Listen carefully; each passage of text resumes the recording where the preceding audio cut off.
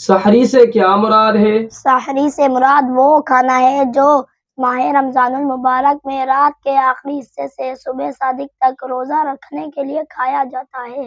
سحری کب تک کر سکتے ہیں؟ سحری میں تاخیر کرنا مستحب ہے اور دیر سے سحری کرنے میں زیادہ ثواب ملتا ہے، مگر اتنی بھی تاخیر نہ کی جائے کہ صبح صادق کا شبہ ہونے لگے۔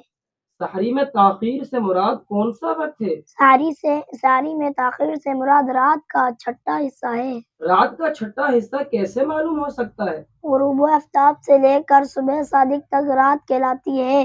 مثلا کسی دن 7 بجے شام کو سورج غروب ہوا اور پھر 4 بجے صبح صادق ہوئی تو غروب آفتاب سے لے کر صبح صادق تک جو 9 گھنٹے کا وقفہ گزرا وہ رات کہلایا۔ اب ان 9 گھنٹے کے 6 حصے کیے تو ہر حصہ 1.5 گھنٹے کا ہوا۔ اب رات کے آخری 1.5 گھنٹے یعنی 2:30 بجے تا 4 بجے جب بھی سحری کی وہ تاخیر سے کرنا ہوا۔ قل هل يستوي الذين يعلمون والذين لا يعلمون